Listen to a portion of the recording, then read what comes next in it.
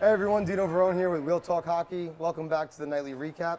Alongside me tonight is Chad Siebel, Vice President of Tour Hockey and the coach of the Tour Mudcats. Say hello, Chad. Hello, Chad. I have Tim McManus, founder, president of State Wars Hockey, coach of the Mission La Beta Snipers. How you doing, Tim? Doing well, how are you? Pretty good. And Chris Treft, the voice of State Wars Hockey right now, the announcer, alongside George Brown, USHL video and media manager. How you doing, Chris? Doing very well. Thanks for having me. Awesome, boys. How's everyone feeling today? Good. Feeling great. Great. I'm in the best city in America, Fort Wayne. 100%. I'm a little biased. I think you're a little biased. I'm a little biased. Give us one stat off the top of the head about Fort Wayne Coliseum. Coliseum, 1952 NBA All-Star game was held right behind us. Did they even have any good players back then? Well, I'm sure they did. All right. I don't remember. I'm not a basketball guy, but I know it's pretty cool.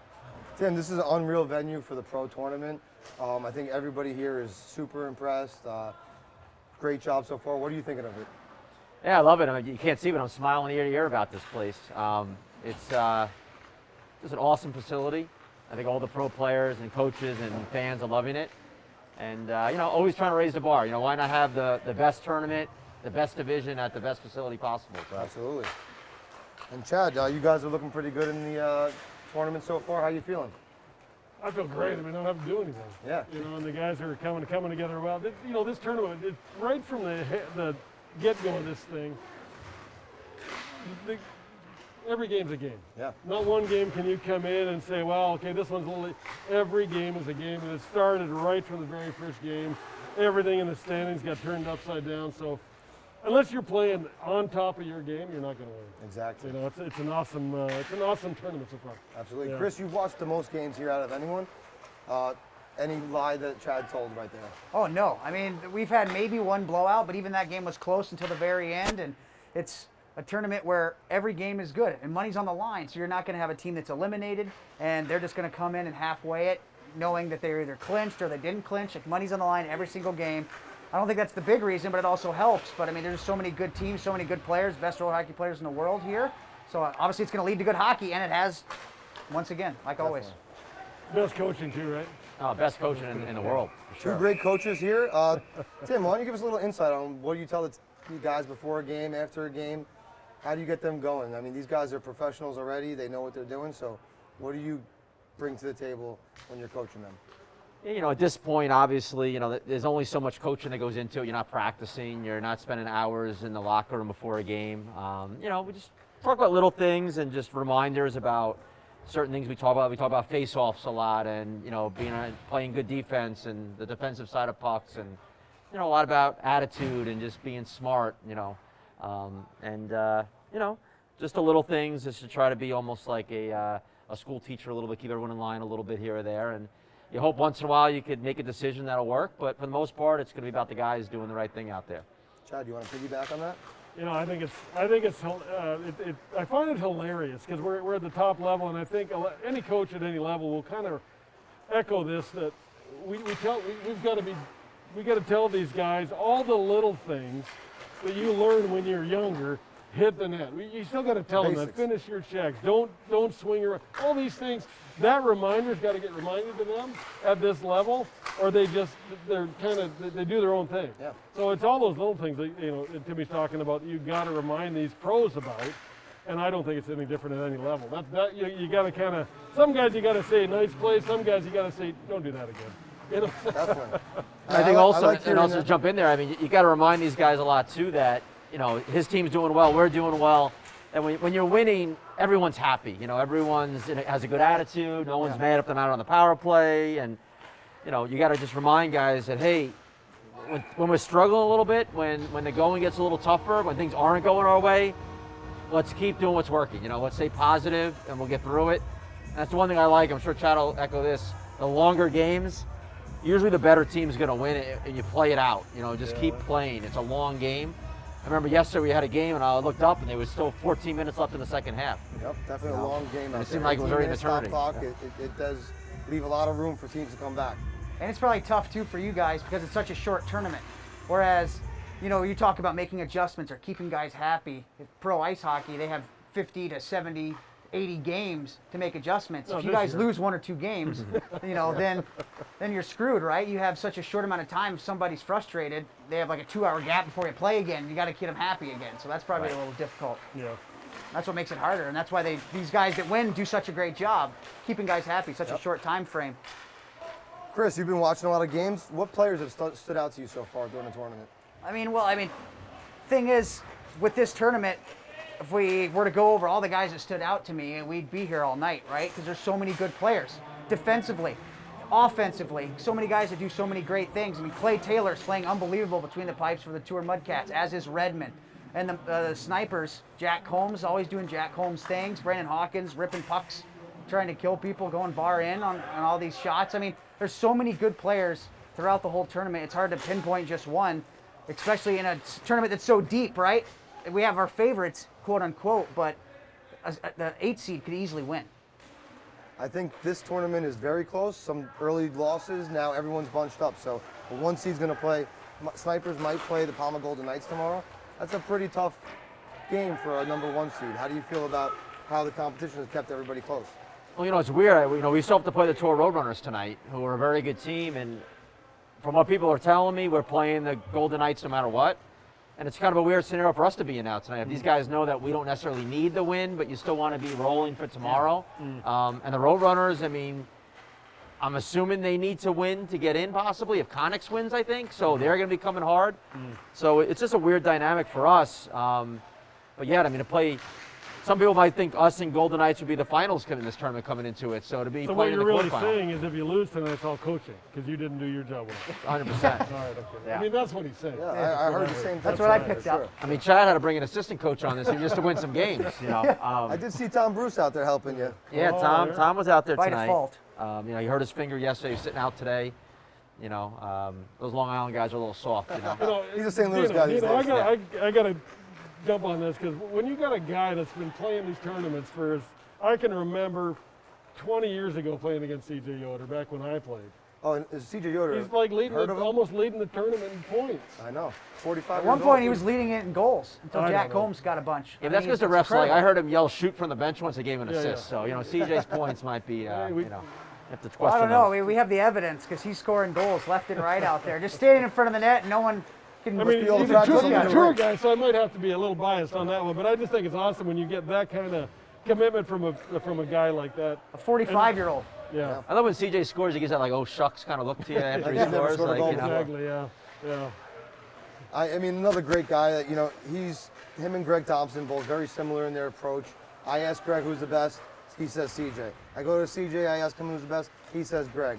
So there is no best, there's different qualities of everybody. Who else would you put on that pantheon of top 5, 6, 7 roller players ever? Guys that are currently playing. Let's stick to currently, yeah. We can go forever if we go with the guys from. I don't know if I can go back because I'm a lot younger than these two right here. No offense, boys. But Offense I can taken. only go with current. Offense taken, all right? Yeah. Yeah. Honestly, there's so many good guys. I don't even know how, from his team, you got Nathan Sigmund, who's Unreal. the shiftiest guy I've ever, and he's been playing a long time. Like a lot of these guys, he brings up Combsy, and one of my favorite players, of course, we've already talked about CJ, but Brett Leggett, who can't get across the border, one of my favorite goalies ever. But Clay stood up and been incredible. So after the event, when I'm not around my guys, I'll give you an answer to that. Sounds good. Yeah, I think when you look at the guys today, when it's all said and done and their careers are done, the Travis Knows, the Matt Whites, the Nathan Sigmunds, obviously CJ Yoder, Greg Thompson. There's so many great players in the game. Cody Kettler. There's so many guys I think of when I watch play out there that are just such phenomenal players. And I love guys that have been around the game a lot, like Tyler Speeds has been around the game forever. Turnbull, him and his family have been around. Yeah. You get him on the right, he's going to change the game for you. There's. Think of JP Bielston, he's one of the best of all time. And I he's would still say, in the playing, game. making a huge impact on your team. And it's also great. It's great to see these guys that grow up. Not that I've seen them grow up like you guys have, but to see players like Brandon Hawkins, Tyler Spezia, grow up playing roller, like at Joe Dumars Fieldhouse. That's where they got their start, and now they're playing professional ice hockey. Brandon Hawkins is scoring goals from behind the net and getting on SportsCenter. Tyler Speezy is on an American League contract. To see these guys do that, but then still come back to roller and not give up the path there, and not, you know, they remember their roots, which is awesome to see. I think from Pama, like a Jerry Osterkamp, like you look at his whole body of work, he's going to be a top player of all time. Like, you know, if he's top 25, you know, he's up there. Yeah. This might be an idea for the future. Maybe we need some kind of Hall of Fame, roller hockey Hall of Fame. Well, I had put together like a top 10 list a couple years ago. I had a lot of guys vote on it. We put it together, and C.J. Yoder was voted overall the number 1 player of all times in that list. Yeah. I don't think I made that list.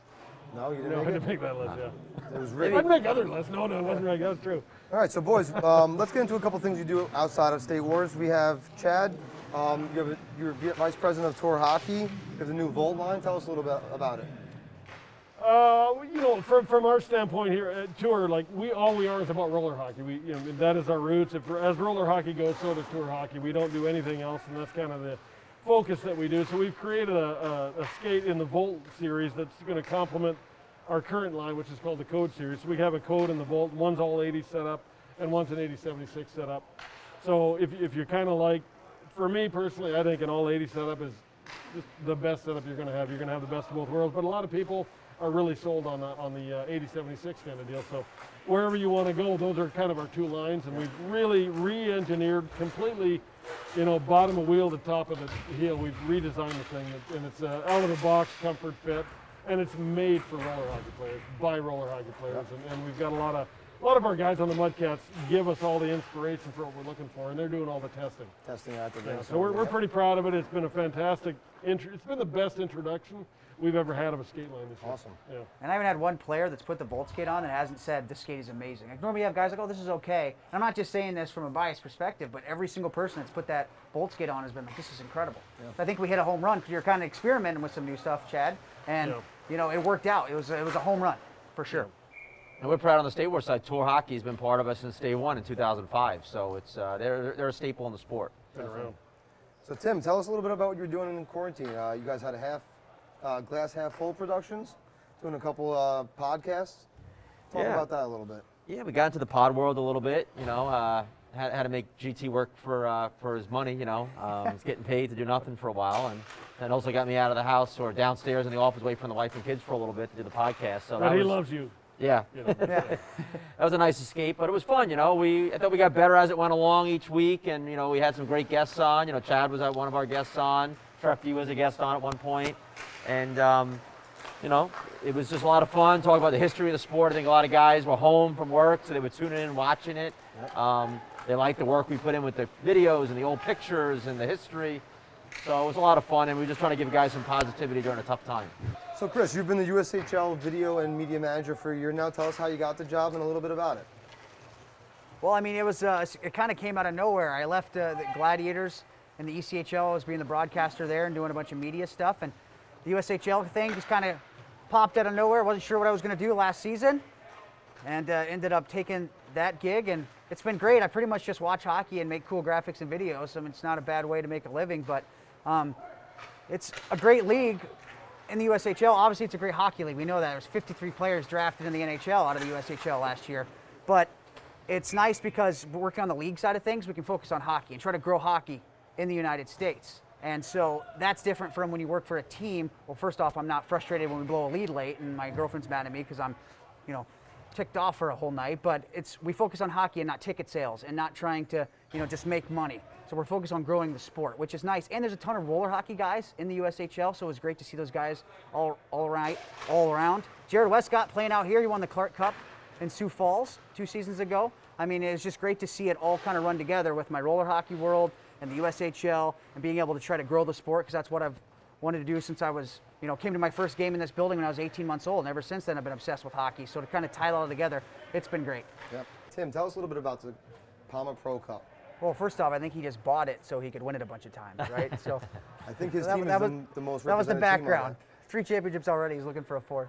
Yeah, we're every other year, so we're hoping to break the streak this year. We look 2015, 17, and 19, and in between black ice and rink rat. But yeah, you know, obviously the most illustrious trophy in pro roller hockey right there, the one everyone's trying to win here. Besides, you know, of course, the $20,000 is nice, but everyone just wants that cup. It's not about the money, No, of course. no money, no You money. know, but yeah, you know, we wanted something replica. It's somewhat of the Stanley Cup there, and you know, one more name goes on there, fills up that row. We're gonna have to add a level to it for the next group starting next year. But you know, it's always nice to have that trophy for guys to lift up, and you know, we're hoping as snipers to lift it once again. As I'm sure Chad's staring at that thing, hoping if he looks at it long enough, it's gonna magically some Manifest it. Jedi powers. I know he's a big Star Wars guy.